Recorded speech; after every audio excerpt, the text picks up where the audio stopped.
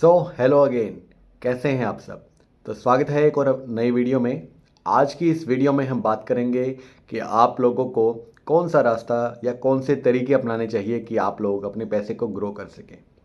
हम अपनी last videos में बात करते आ रहे हैं कि लोग पैसे के साथ कैसे बिहेव करें और अपने पैसे को कैसे ग्रो करें, या जो लोग ग्रो नहीं कर पा रहे हैं उनके साथ क्या क्या दिक्कतें होती हैं।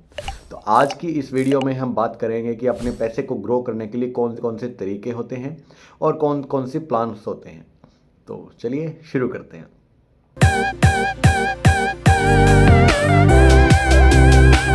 So hello again.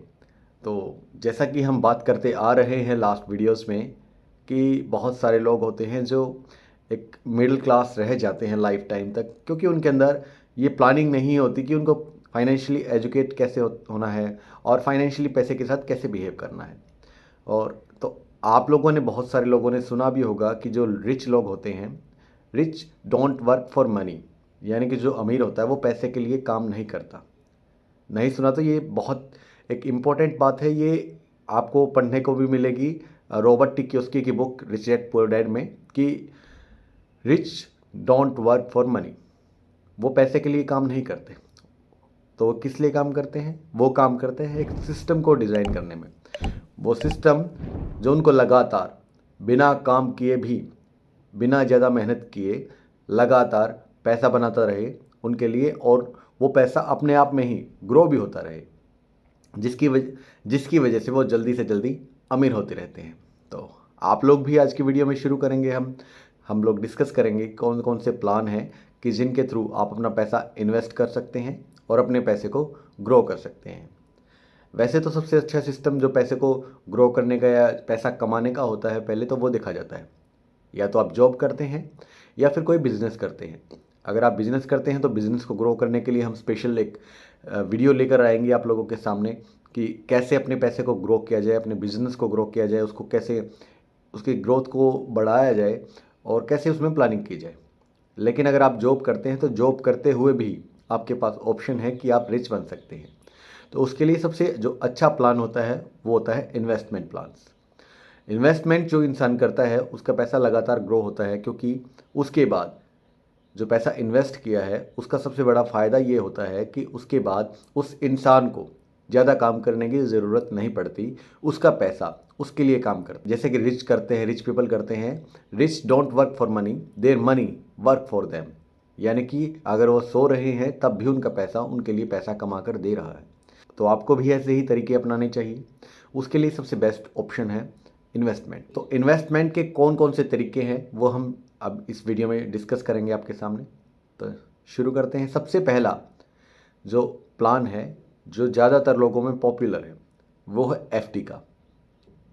इंडिया में मोर देन 50% लोग जो गवर्नमेंट सेक्टर में है या प्राइवेट सेक्टर में है, लगभग सभी बैंक्स में एफडी करवाने को सबसे सिक्योर इन्वेस्टमेंट प्लान मानते हैं। एफडी का जो रेट ऑफ इंटरेस्ट आपको मिलता है वो अराउंड 6 to 7% होता है। कुछ केसेस में इंक्रीज हो जाता है तो कुछ केसेस में ये डिक्रीज भी हो जाता है, क्योंकि ये टोटली आरबीआई की गाइडलाइंस पर डिपेंड करता है।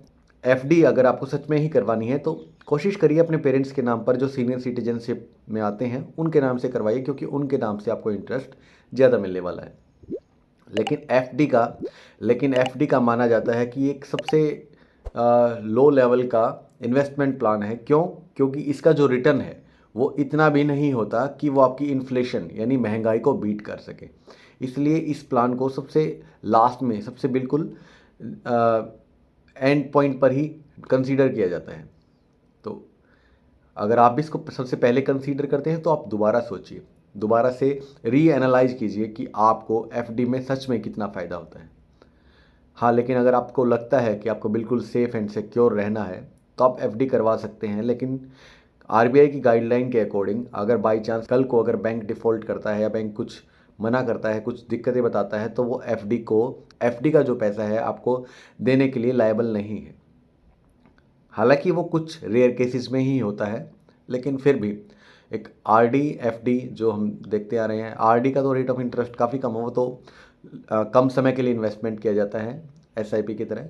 लेकिन अगर हम एफडी करते हैं वन टाइम पेमेंट से तो वो एक ठीक ऑप्शन हो सकता है जो सीनियर सिटीजन्स वगैरह हैं, जो लोग सोचते हैं कि उनको सेफली एक रिटर्न चाहिए होता है, तो उसके लिए वो कर सकते हैं। लेकिन अगर आप कैलकुलेट करेंगे तो आपको पता चलेगा कि आपका पैसा ग्रो होने की बजाय कम होता जा रहा है। तो चलिए हम बढ़ते हैं हमारे नेक्स्ट ऑप्शन की तरफ। नेक्स्ट हमारा इन्वेस्टमेंट प्लान है गवर्नमेंट स्कीम्स। गवर्नमेंट स्कीम्स में कुछ कई बार ऐसे प्लान्स निकालती रहती है जिनका रेट ऑफ इंटरेस्ट ज़्यादा होता है, लेकिन वो कुछ स्पेसिफिक चीज़ों के लिए होता है, जैसे पोस्ट ऑफिस का है या कुछ और है। तो कभी कभी कुछ ऐसी स्कीम्स भी आती रहती हैं जिनका रेट ऑफ इंटरेस्ट ज़्यादा होता है के बजाय एफडी से ज़्यादा होने की वजह से कई बार ये चीज़ें बेटर काम करती हैं, लेकिन वो आपको कब मिलेगा, कैसे मिलेगा, गवर्नमेंट स्कीम्स का है। तो थोड़ा सा हमें गवर्नमेंट्स की जो स्कीम्स होती हैं उनको ध्यान रखना पड़ता है, उनको बार बार देखना पड़ता है, एनालाइज करना पड़ता है। उसके बाद थर्ड ऑप्शन है गोल्ड। हम इंडियंस हर त्यौहार पर, हर प्रोग्राम पर गोल्ड को बहुत ज़्यादा कंसीडर करते हैं।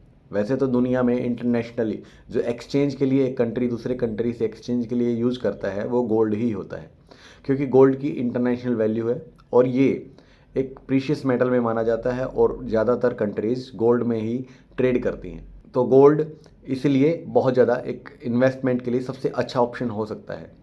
गोल्ड में दो तरह के गोल्ड होते हैं, एक होता है जो ज्वेलरी वाला गोल्ड होता है और जो दूसरा होता है वो होता है गोल्ड का बॉन्ड्स। सोवेरियन गोल्ड बॉन्ड सबसे फेमस है, इसका रिटर्न काफ़ी अच्छा है। ज्वेलरी अगर हम लेते हैं यानी कि फिजिकल गोल्ड अगर हम लेते हैं तो उसमें कुछ दिक्कतें हैं, कुछ कई बार चीज़ें होती हैं कि वो अगर हमें जल्दी सेल करना है तो वो उतना रिटर्न नहीं दे पाता। क्यों? क्योंकि अगर आप गोल्ड परचेज करते हैं तो उसके साथ उसकी मेकिंग कॉस्ट है या जीएसटी वगैरह है, उस तरीके से लग कर वो थोड़ा सा हमें कॉस्टली पड़ जाता है। और जब हम तुरंत या कुछ टाइम बाद जल्दी सेल करते हैं, शॉर्ट टर्म में सेल करते हैं, तो हमें उसका प्रॉफिट कई बार इतना ज़्यादा नहीं देखने को मिलता। लेकिन अगर हम लॉन्ग टर्म में होल्ड करके रखते हैं उस गोल्ड को, जैसा कि हमारा इंडियन फैमिलीज़ में एक रूटीन है, एक लोगों का बना आ रहा है, कल्चर है कि वो लोग गोल्ड को ख़रीदते हैं और बहुत सालों साल, बहुत पीढ़ियों तक चलाते हैं। तो इसीलिए गोल्ड एक अच्छा ऑप्शन हो सकता है। इसका रिटर्न काफ़ी अच्छा है, 12% के अराउंड इसका आपको रिटर्न मिल जाता है। गोल्ड बॉन्ड जो सवेरियन गोल्ड बॉन्ड है इसका भी काफ़ी अच्छा रिटर्न है और ये एनुअली आपको 2.5% एक अलग से रिटर्न भी देता है। तो फिजिकल और गोल्ड बॉन्ड के बीच का डिफरेंस क्या है वो हम एक अलग से वीडियो में जानने की कोशिश करेंगे। लेकिन गोल्ड आपके लिए, आपके इन्वेस्टमेंट के लिए काफ़ी अच्छा प्लान हो सकता है। उसके बाद रियल एस्टेट, तो ये भी एक अच्छा ऑप्शन हो सकता है, लेकिन इसमें एक छोटी सी दिक्कत ये है कि जो लोग मिडिल क्लास है, जिनके पास ज़्यादा पैसा नहीं है, उनके लिए ये एक ऑप्शन नहीं हो सकता, क्योंकि उनके पास इतना कैपिटल या उतना पैसा नहीं होता कि वो एक प्रॉपर्टी खरीदे या उसकी प्रॉपर्टी की सेल रीसेल में उलझ जाए। क्योंकि बहुत बार क्या होता है कि जो कम कैपिटल वाले लोग होते हैं, जो मिडिल क्लास लोग होते हैं, जिनके पास ज़्यादा पैसा नहीं है, वो अगर बाई चांस कहीं ना कहीं से अरेंज करके कोई प्रॉपर्टी खरीद भी ले तो वो कुछ सालों तक होल्ड करके रखनी पड़ती है, या पैसे को री इन्वेस्ट करके दोबारा से इन्वेस्टमेंट करके उस ज़मीन पर या उस जगह पर कोई रेंटल बिल्डिंग बना करके पैसे को ग्रो करने का ऑप्शन ढूंढ सकता है। लेकिन ज़्यादातर हमें पता है कि मिडिल क्लास के पास ज़्यादा पैसा नहीं होता कि वो इतना सारा इन्वेस्ट कर सके। क्योंकि अगर हम आसपास की जगह पर भी देखें, कम से कम अगर हम बात करें तो उसके लिए हमें 1 करोड़ से 2 करोड़ रुपया ज़रूर चाहिए होता है। 1 करोड़ से 2 करोड़ रुपए के आसपास चाहिए होता है। अगर हम फिर भी थोड़ा सा और कम करें, छोटे शहरों की तरफ जाएं, तो 50 लाख से लेके 60-70 लाख रुपीज़ हमें चाहिए होते हैं, ताकि उस बिल्डिंग, उस कोई जगह खरीद सके और जगह खरीद कर उसके ऊपर कोई रेंटल बिल्डिंग बना सके। लेकिन इतना पैसा नहीं होता। तो इसका जो दूसरा ऑप्शन वो हो सकता है रिट्स का। रिट्स यानी कि रिट्स होता है रियल एस्टेट इन्वेस्टमेंट ट्रस्ट। ये कुछ ऐसी ट्रस्ट होती हैं जो आपके पैसा, जैसे म्यूचुअल फंड होता है कि म्यूचुअल फंड लोगों का पैसा लेकर एक जगह पे एक कंपनी में इन्वेस्ट करता है और जो प्रॉफिट होता है वो लोगों में शेयर कर देता है। कुछ इसी तरीके से रियल एस्टेट में इन्वेस्टमेंट करने के लिए एक ट्रस्ट बनी है जो लोगों से पैसा लेती है आपकी पॉकेट के हिसाब से, और उस पैसे को रियल एस्टेट में इन्वेस्ट करती है, रेंटल प्रॉपर्टीज़ में इन्वेस्ट करती है। जो भी होता है, जो प्रॉफिट होता है, जो इनकम आती है, उसको अपने सभी जो इन्वेस्टर्स हैं उनके साथ शेयर कर लेती है। ये भी एक अच्छा ऑप्शन हो सकता है। तो रीट्स क्या है, कौन से इंडिया में रीट्स हैं, उसके बारे में भी हम आगे बात करेंगे। उसके बाद जो हमारा नेक्स्ट ऑप्शन हो सकता है वो है इक्विटी का, यानी स्टॉक्स का।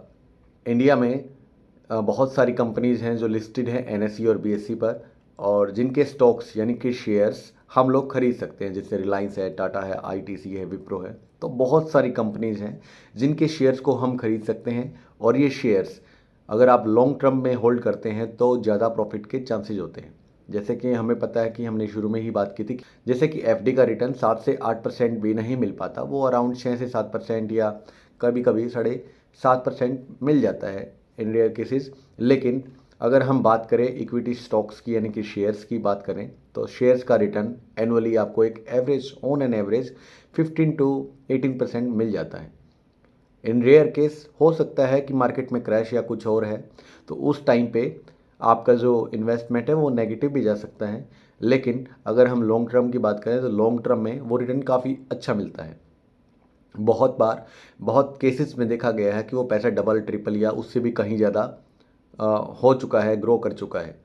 तो इसलिए अगर आप सबसे बेस्ट ऑप्शन ढूंढते हैं, तो अच्छा तरीका ढूंढते हैं, तो ये एक सबसे बेस्ट ऑप्शन हो सकता है। अगर आपके पास कम कैपिटल है उसमें भी शुरू कर सकते हैं आप SIP की तरह मंथली शेयर्स को चूज़ करें और उनके अंदर इन्वेस्ट करें, तो उससे आपका पैसा ग्रो होगा। उसके बाद नेक्स्ट ऑप्शन है म्यूचुअल फंड्स का। म्यूचुअल फंड्स में क्या होता है, अगर आपके पास नॉलेज नहीं है कि स्टॉक्स कैसे चूज़ किया जाए, किस शेयर में इन्वेस्ट किया जाए, तो आप अपना पैसा एक म्यूचुअल फंड को दे सकते हैं। म्यूचुअल फंड क्या होता है, जैसे ट्रस्ट होती है, जो हमने पीछे बात, जैसे कि रिट्स की ट्रस्ट होती है, वो सब पैसा इकट्ठा एक जगह पर इन्वेस्ट करती है लोगों से कलेक्ट करके, ऐसे ही म्यूचुअल फंड होता है। म्यूचुअल फंड में क्या होता है कि लोगों का पैसा कोई बैंक या उसके कर्मचारियों का एक जो ट्रस्ट है, जो ग्रुप बना हुआ है, जो म्यूचुअल फंड मैनेजर है, वो आप सबका पैसा आपके जो मंथली प्लान में है या वन टाइम प्लान में है, वो आपसे पैसा लेता है। तो उस पैसे को वो इन्वेस्ट करता है, और इन्वेस्टमेंट जो है वो ग्रो करती है, तो उस ग्रोथ का आपको बेनिफिट होता है। जो लोग बिल्कुल सेफ और थोड़ा हाई प्रॉफिट की तरफ जाना चाहते हैं, वो म्यूचुअल फंड को चूज़ करते हैं। जिनको लगता है कि मुझे शेयर्स में ही इन्वेस्ट करना है लेकिन मुझे नॉलेज के लिए अपना टाइम नहीं स्पेंड करना, तो वो लोग म्यूचुअल फंड्स में इन्वेस्टमेंट करते हैं। इसके अलावा अगर हम बात करें तो मनी को ग्रो करने का एक और तरीका है जो ज़्यादातर इंडिया में पॉपुलर रहता है, जो लगभग हम लोग सभी करते हैं, वो है लैंडिंग। बहुत सारे लोग अपने जान पहचान के लोगों को या अपने आसपास के लोगों को लैंडिंग करते हैं, यानी कि पैसा उधार में देते हैं। और ये उधार में देना एक बहुत पुराना तरीका है पैसे को ग्रो करने का, क्योंकि लोग पैसा उधार पर देते हैं, उस पर इंटरेस्ट लेते हैं। लेकिन इसमें दिक्कत क्या हो सकती है कि कभी कभी पैसा आपका डूब भी सकता है, क्योंकि जिसको आपने पैसा दिया है वो किस तरीके से आपने पैसा दिया है, उसका आपने कोई एफिडेविट लिया है या नहीं लिया है, तो इन दैट केस वो पैसा कहाँ से आएगा, कैसे रिकवरी होगी, तो रिकवरी के मामले की वजह से कई बार रिस्की हो जाता है। लेकिन जैसा कि हमें पता है कि हम लोग, हमारे पेरेंट्स वगैरह सब अपना पैसा उधार पर देते या लेते रहते हैं, और उसका रेट ऑफ इंटरेस्ट बाकी जगह के रेट ऑफ इंटरेस्ट से कुछ ज़्यादा ही होता है। इसीलिए पैसा ग्रो करने का वो भी तरीका हो सकता है, लेकिन उसमें आपका रिस्क रिकवरी के लिए थोड़ा सा ज़्यादा रहता है। तो आज की वीडियो में हमने जो टॉपिक्स बात किए हैं वो सारे इन्वेस्टमेंट के तरीके हैं। बेसिक हमने बातें की हैं, डिटेल में बातें हम आने वाली वीडियोज़ में करेंगे। तो आई होप आज की इस वीडियो से आपको कुछ सीखने को मिला होगा, और अगर आपको सच में इससे कुछ सीखने को मिला है तो कमेंट सेक्शन में कमेंट कीजिए, वीडियो को लाइक कीजिए और चैनल को सब्सक्राइब करना मत भूलिए, और जुड़िए हमसे इंस्टाग्राम और फेसबुक पर। तो आज के लिए इतना ही। Thank you, have a nice day.